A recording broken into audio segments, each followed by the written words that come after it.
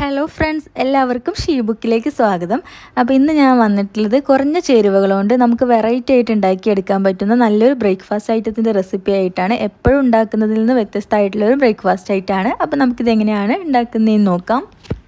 അപ്പോൾ ഇതിനായിട്ട് നമുക്ക് ആദ്യം വേണ്ടത് പച്ചരിയാണ്. ഞാനിവിടെ 250 ml കപ്പിൽ 1 കപ്പ് പച്ചരി 2 മണിക്കൂർ വെള്ളത്തിലൊന്ന് കുതിർത്തിയിട്ട് നല്ലപോലെ കഴുകി വൃത്തിയാക്കി എടുത്തിട്ടുണ്ട്. പിന്നെ നമുക്ക് വേണ്ടത് ഉഴുന്നാണ് കേട്ടോ. എത്രയാണോ പച്ചരി എടുത്തത് അതിൻ്റെ 1/4 കപ്പ് ഉഴുന്നാണ് എടുത്തിട്ടുള്ളത്. ഇനി പച്ചരിയും ഉഴുന്നും അരക്കാനായിട്ട് നമുക്ക് മിക്സിയുടെ ജാറിലേക്ക് ഇട്ട് കൊടുക്കാം. പിന്നെ ഇതിലേക്ക് 1/2 കപ്പ് വെള്ളം ഒഴിച്ചു കൊടുക്കാം.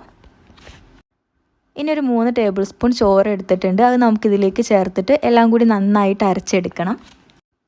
അപ്പോൾ ഇങ്ങനെ നല്ല സ്മൂത്തായിട്ട് അരച്ചെടുത്തിട്ട് ഒരു ബൗളിലേക്ക് മാറ്റിയിട്ടുണ്ട്. ഇത് അരച്ചിട്ടുള്ള മിക്സിയുടെ ജാറിലേക്ക് ഒരു 1/4 കപ്പ് വെള്ളം കൂടി ഒഴിച്ച് ഒന്ന് ചുഴറ്റിയിട്ട് നമുക്കിതിലേക്ക് ചേർത്ത് കൊടുക്കാം.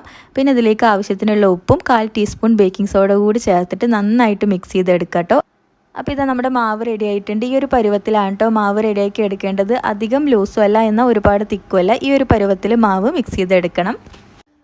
ഇനി മാവ് റെസ്റ്റ് ചെയ്യാനൊന്നും വെക്കണ്ട കേട്ടോ. നമ്മൾ ഉണ്ണിയപ്പച്ചട്ടിയിലാണ് ഇത് ഉണ്ടാക്കിയെടുക്കുന്നത്. അപ്പോൾ അതിനായിട്ട് ഉണ്ണിയപ്പച്ചട്ടിയിൽ ഓയിൽ ഒഴിച്ച് ചൂടാക്കി എടുത്തിട്ടുണ്ട്. ഓരോ കുഴികളിലും നമുക്ക് മാവ് നിറച്ച് കൊടുക്കാം.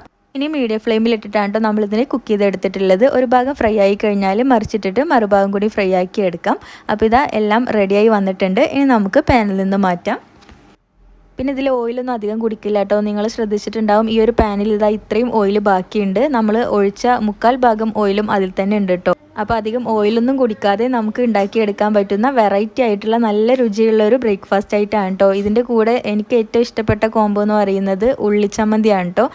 പിന്നെ നോൺ വെജ് കറിയുടെ കൂടെയൊക്കെ കഴിക്കാൻ നല്ല ടേസ്റ്റാണ് കേട്ടോ. അപ്പോൾ നിങ്ങൾ ഇതുപോലെ ഉണ്ടാക്കി നോക്കണം. നല്ല സോഫ്റ്റ് ആയിട്ടുള്ള പുറത്ത് നല്ല ക്രിസ്പി ആയിട്ടുള്ള ഒരു പലഹാരമാണ്. ട്രൈ ചെയ്ത് നോക്കിയിട്ട് ഫീഡ്ബാക്കൊക്കെ അറിയിക്കുക. താങ്ക്